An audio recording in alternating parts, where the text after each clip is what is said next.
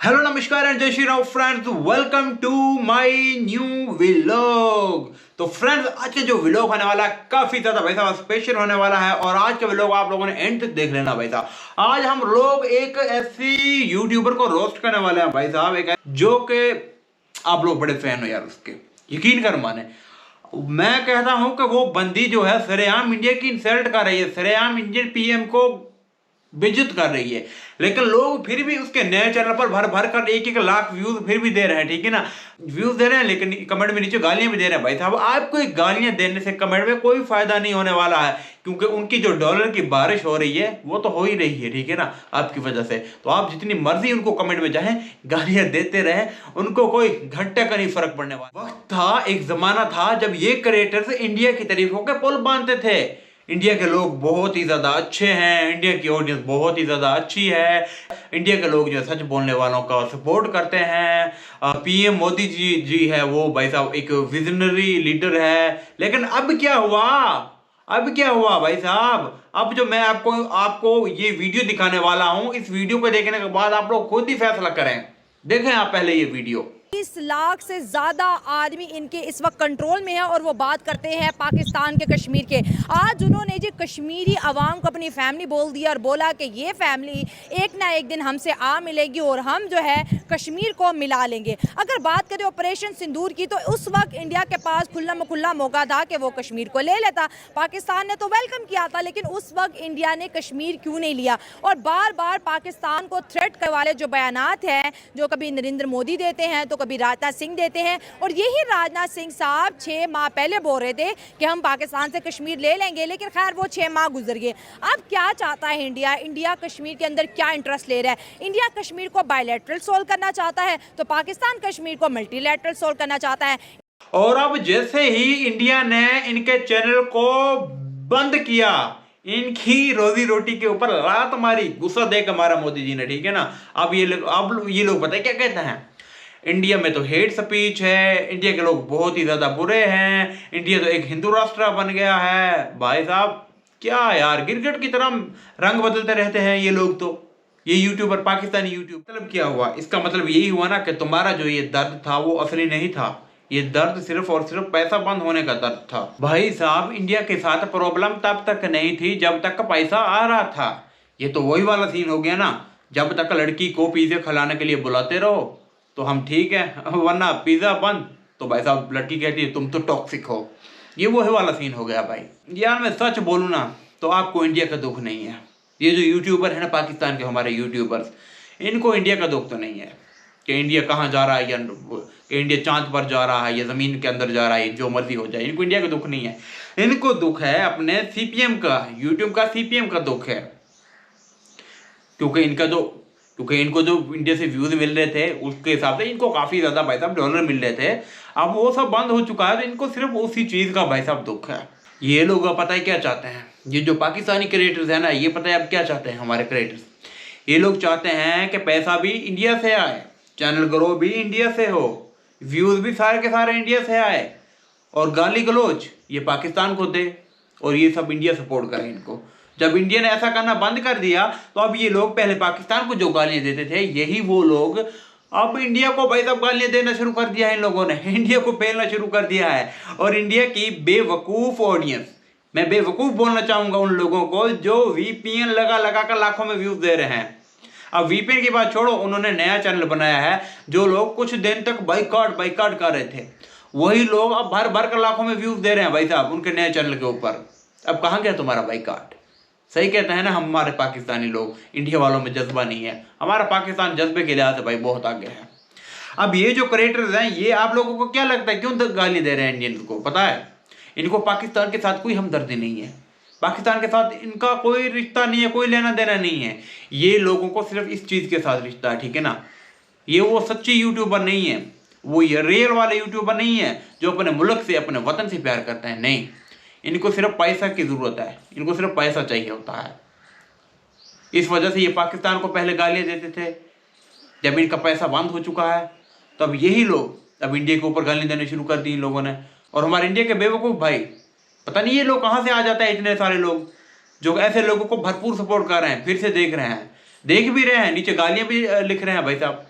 भाई साहब, जब आप लोग इनको देख रहे हैं तो नीचे गालियां लिखने का क्या फायदा? आपके देखने से उनको माल तो मिल रहा है ना, वो मोटिवेट तो हो रहे हैं। आपको क्या लगता है, इन लोगों को क्या लगता है कि इंडिया एक एटीएम मशीन है? जब कार्ड डाला पैसा आना शुरू हो गया, जब पैसा आना बंद हुआ तोड़कर मशीन को फेंक दिया कचरे में। इन लोगों ने इंडिया को ऐसा समझ रखा है भाई साहब। देखो मेरी बात सुनो कि यूट्यूब हर कंट्री को एल्गोरिथम पावर देता है। जब भी कोई क्रिएटर, जब भी कोई चैनल किसी भी कंट्री के रूल और लॉ का वायलेट करता है तो वो उसके ऊपर एक्शन लेता है भाई साहब, उसको बैन करता है, उसके ऊपर एक्शन लेता है। इसमें कोई बड़ी बात नहीं है। जैसे इंडिया में अगर कोई हेट और फेक न्यूज को स्प्रेड करे तो भाई साहब उसके ऊपर एक्शन तो होगा, सीधी सी बात है। पर ये लोग सोच रहे हैं कि ये लोग कुछ भी बोलेंगे, इंडिया उनका हमेशा भाई रहेगा, इंडिया उनको पैसा भी देगा और हमेशा गाली भी खाएगा इनसे। अब ऐसा तो नहीं होता है ना कि जो सच्चाई है वो तो हम लोगों ने सामने लेकर आनी है आप लोगों को, आप लोगों के आगे। क्योंकि हमें पता है कि ये लोग गालियां दे रहे हैं, फिर भी लोग जो भर भर कर इन लोगों को देख रहे हैं भाई साहब। क्यों? हम ऐसा क्यों कर रहे हैं इनको रोस्ट? प्रॉब्लम दरअसल ये है, हमें क्या फायदा है इनको रोस्ट करने का? हम इसलिए रोस्ट कर रहे हैं कि इन्हीं लोगों की वजह से पाकिस्तान को बदनामी हो रही है, इन्हीं क्रिएटर्स की वजह से पाकिस्तान में बदनामी हो रही है। इन लोगों को कुछ न्यूज़ का आता पता होता नहीं है और ये लोग आकर न्यूज़ को पहनना शुरू कर देते हैं, अपना ज्ञान छोड़ना शुरू कर देते हैं। इतनी सी बात को भाई साहब, अब मोदी जी ने एक स्पीच की थी जहां पर इन्होंने कहा था कि रोटी खाओ, सुकून से बैठकर रोटी खाओ, वरना जो आतंकी है उनके लिए तो मोदी जी की गोली है। इन लोगों ने इसको उल्ट वे में हमारी पाकिस्तान की सीधी सादी अवाम को उल्ट वे में पेश करना शुरू कर दिया, ठीक है ना, कि भड़काना शुरू कर दिया। भाई मोदी ने तो धमकी दे दी है पाकिस्तान को। अरे भाई साहब, पाकिस्तान को कहां पर धमकी दी? ये जो हमारे पाकिस्तान के पढ़े लिखे लोग हैं ना, ये इस बात को समझते हैं। हमारे पीएम साहब हो गए हैं, हमारे जनरल आसम मुनीर साहब हो गए हैं, वो इस बात को समझते हैं, वो ऐसी बात को सीरियस नहीं लेते हैं, ठीक है ना। ये सिर्फ कुछ यूट्यूबर्स होते हैं जो कि थंबनेल के ऊपर ऐसा वैसा भड़काऊ लगा के ना, ताकि व्यूज अच्छा खासा मिल जाए, इसलिए ये लोग मतलब ऐसा काम करते रहते हैं। फ्रीडम ऑफ स्पीच सबके लिए होता है, लेकिन फ्रीडम ऑफ अकाउंटेबिलिटी भी भाई साहब होती है, अकाउंटेबिलिटी भी होती है।